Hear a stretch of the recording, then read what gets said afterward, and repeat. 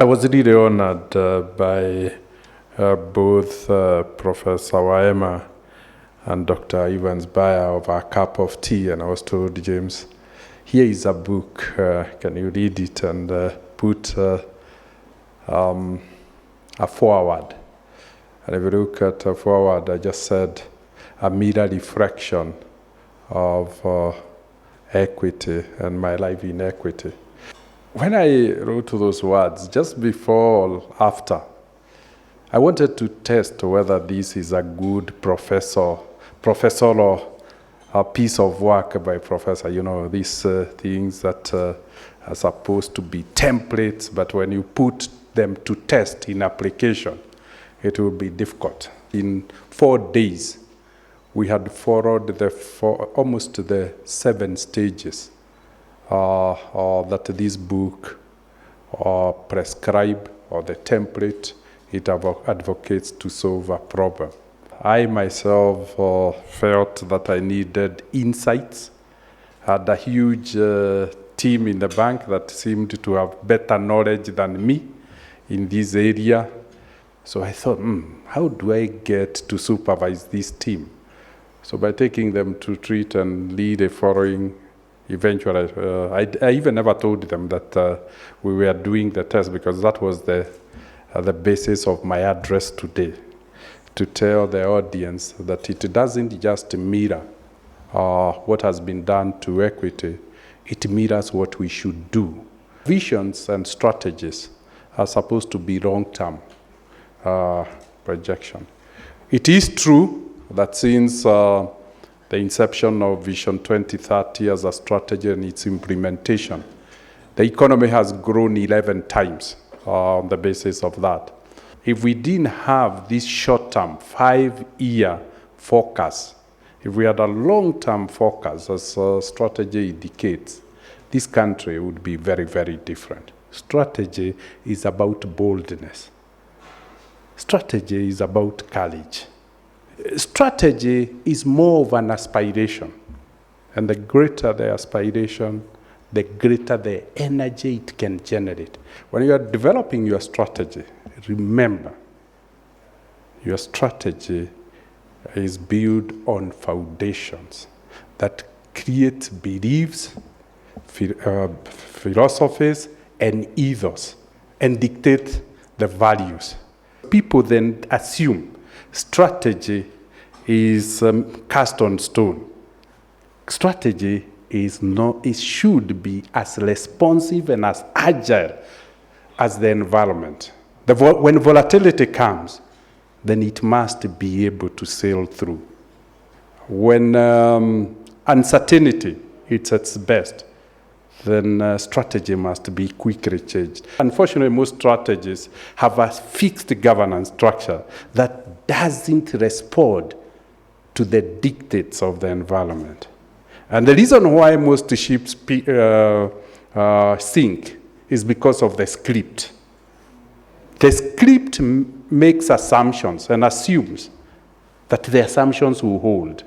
When you see the assumptions are not holding, then you need to set aside the script and manage from the options that you have. The story begins back in 2020 in February. Actually, it was the end of January. And the three of us met in Scottsdale, Arizona. We were there for something else. And Prof and I have been working together on innovation. And Ron and I had written a book on innovation, and we were doing other things.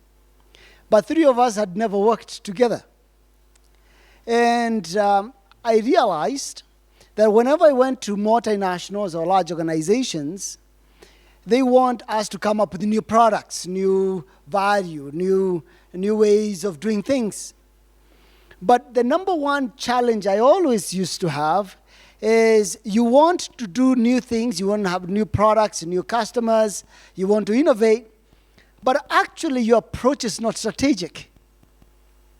And therefore, we ended up having to engage and we would talk about this new product. But actually, why are you doing it? What is the foundation? How are you going to make the society better? How are you going to make your customers better? All those different things. And we always found there was always this huge gap between innovation and strategy and the future of the organization. And so I had seen Prof actually do this work really, really well here in Kenya. And Ron and I, we had been doing it in the US, but actually using different approaches. And during this conversation, we said, you know what, there is a problem to be solved, that we needed to provide a framework, a practical tool that organizations, small and large, for-profit and not-for-profit, globally can actually be able to execute. And that's how we actually started the concept. At that point, it was an idea. So we leave Arizona the end of January, not anticipate COVID, and we had agreed among ourselves that we need to get this done. I have been doing a strategy for lots of organizations in this country and the region. So when I met Evans and Ron, we said, let's do something together. I had been in this space, and they had been in this space in the US, and therefore we said, let's do something together. And then actually when COVID hit, then we said, this is the perfect opportunity to do it. And then we started the journey in April 2020. We found a lot of the books in strategy were very complex. So simplicity was actually one of our objectives. We wanted a very simple book. We wanted a practical book that a student of strategy, that a practitioner of strategy, that a chief executive in any organization can be able to follow to develop a strategy, execute a strategy that delivers results. So one of the things we wanted people to get out of this book is a guide that can guide them to develop a good strategy, to execute that strategy, and achieve results. I want to say an absolute privilege to come to this country for such a time as this. I've done 75 countries. I've spoken at the World Economic Forum. 22 presidents, prime ministers. I was just with former Prime Minister Benjamin Netanyahu of Israel 4 days ago. I was embraced by the Knesset and the members of Knesset there in that wonderful country, and I'm looking forward to the day that Kenya moves their embassy to Jerusalem in Israel. I am praying for your next election. I am praying for your economy. This is not my first time to Kenya. And I am most inspired by everyone here. I do want to say that it would be my privilege and honor, James, to put my hand up first, to ask you for your trust and honor to try and see a movie made on Equity Bank's success and your story. It is a story that I've never heard in comparison to any other story. I do believe that stories move the hearts and the minds of the next generations that must move forward.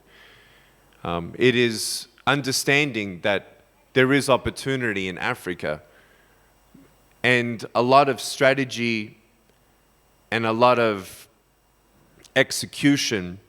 The bridge of that is wisdom. And the wisdom of such, though, with an added word of discernment, for you to see the unseen. And I do believe that Africa can make it rain. Africa can make it rain in a way that no other continent could. Africa can also right now have a moment of window to make sure that you are not hijacked by corruption nor big tech, and to actually do as much as you can as the private sector representing the country of Kenya to work hand in hand with the government no matter who becomes in power. I cannot urge you enough, firstly, on the mitigation of risk of other countries that have been hijacked and unrighteously corrupted and taken over. And I'm not just talking about the things of what we have known, but the future of Kenya. It is not and if Kenya will continue to arise. It is how we will steward it and how we will protect it